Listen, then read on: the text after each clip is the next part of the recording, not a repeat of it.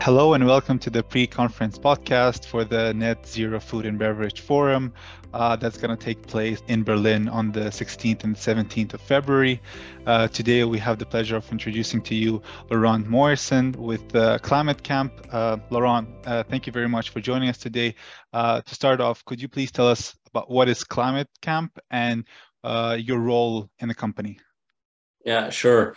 So ClimateCamp is a Belgian startup, and we're actually building a SaaS product to calculate emissions for companies, calculate and report them.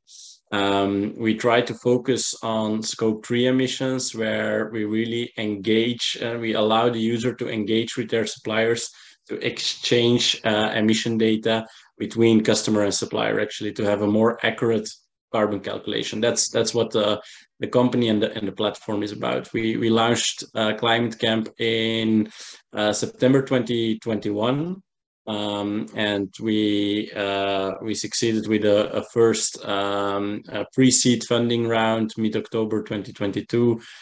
We expanded the team now until I think we're with 10 or 11 FTE. So it's going quite well for now.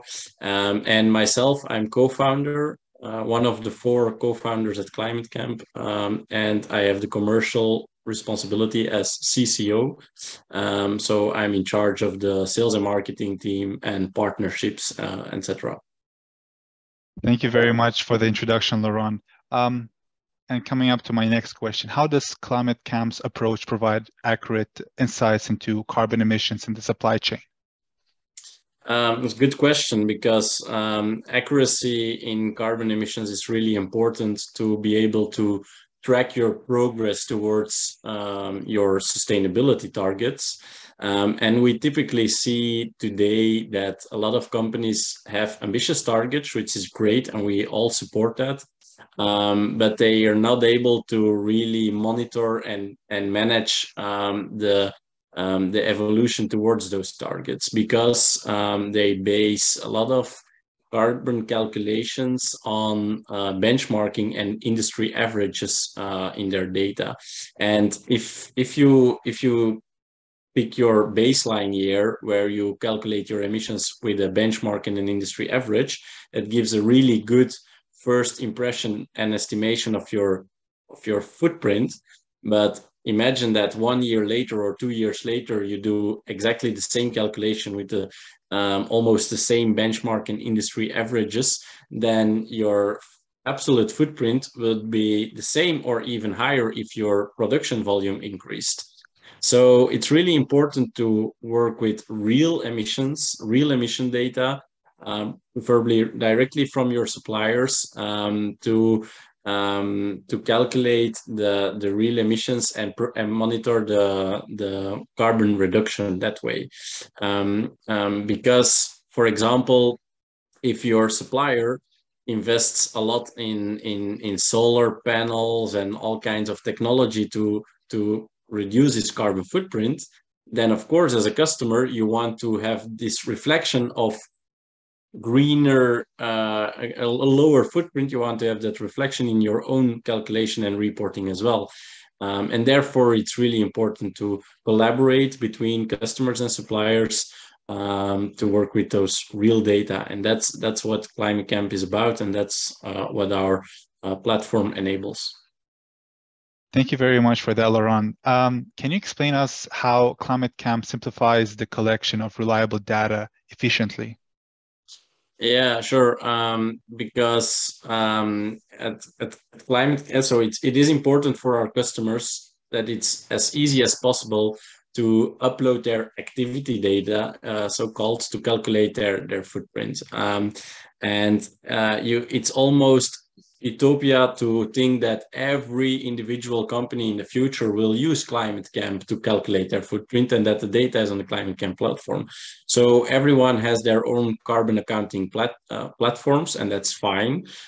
So it's important that ClimateCamp is an open platform, and that's why we built ClimateCamp Connect as well, where you can integrate with your own carbon accounting tool to share your emissions on the ClimateCamp platform. And that's really our focus, that we are the platform in between to exchange these emissions between different tools and platforms as well.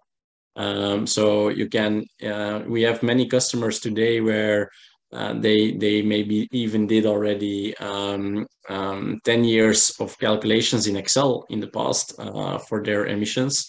And it's also possible to put that historical data in bulk in ClimateCamp. So you have your start, you have your baseline from the past, and you can easily continue. So the ease of use is really one of our core values in ClimateCamp. Thank you for that once again. And can you share us any success stories? Yeah, sure. ClimateCamp is now most known from Belgium, and because we're a Belgium startup, of course, but we're focusing on the food and beverage industry in Belgium for now. And we ran a campaign in the second half of 2022 towards Belgian breweries, and there we really closed some nice deals with Belgian breweries like Trappiste Westmalle, which is a famous beer, I think, and Brewery Haacht, which is also well known. These are two examples that they two different examples actually, where they really share the vision in having a sustainable brand and focusing on the bigger picture of the organizational footprint, but also the product carbon footprints of all the products they produce and they send to their customers. So from both examples, the drive to work with ClimateCamp was partially because they want to do the exercise to collect all the data from their suppliers to have a more accurate footprint calculation from themselves, and to report regarding SBTI targets, etc. But also there was a drive because more and more customers and retailers start to ask those questions to share what is the environmental footprint and the carbon footprint of the products that you sell to us, and what is the eco score, like they say now, they have to put on it in to have it in the shop. So these are perfect examples of two well-known Belgian breweries that work with ClimateCamp. And we're still expanding in this brewery industry, and we're also expanding in the food and beverage industry in general, because actually it's industry agnostic, the platform. If you request emission data from your suppliers from the food and beverage industry, in one or two steps you're in a completely different other industry, for example packaging, glass bottles, any raw materials. Those are all suppliers of these food and beverage companies, so it has to be industry agnostic as well.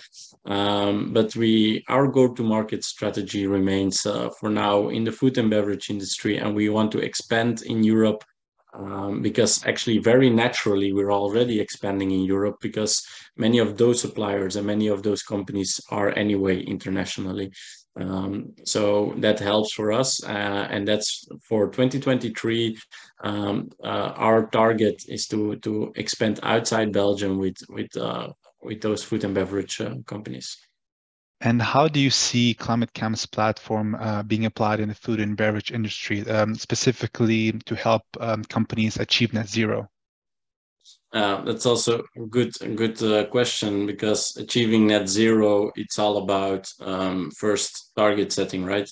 You have to have the ambition to reduce your carbon footprint, and the question is often how strict do you have to be in this target setting. So there we see more and more companies looking to frameworks like SBTI to use as guidelines to put their target settings.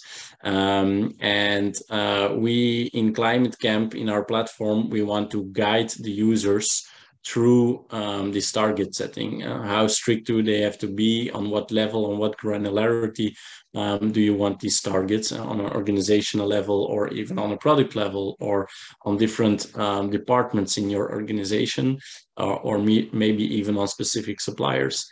So all this target setting guidance has to be embedded in the platform as well, to support as much as possible the easiness of achieving these targets as well. Because if it's all embedded with your footprint data, with your calculations and your targets in the same platform, then you can easily manage and adapt and make decisions to meet your targets even faster. And coming to my last question, you talked about the ambition to expand the food and beverage industry in Europe with ClimateCamp. Where do you see ClimateCamp in the next 5 years? It's difficult to look into the future, of course, but we have to be ambitious. We have to set goals and targets for ourselves as well. And I really see ClimateCamp as a leading company in the food and beverage industry to manage emissions in general. I think in the next 5 years, and then we are 2028, not even 2030. So it will be a tough time by then to have the last sprint towards some reduction targets that companies have set today, actually already. So it will be the moment of the truth where I hope and I think ClimateCamp can play a leading role by that time. And I see if I have to compare it, it's not always good to compare yourself with others, but if I have to compare ClimateCamp, I would say it's like it has to be like Swift in the banking industry.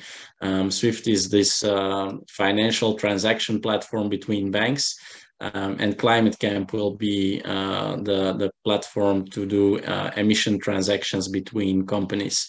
And I think that will play a crucial role in the next 5 to 8 years to get to net zero with the full industry and not as a company on itself, but really with the complete value chain in collaboration.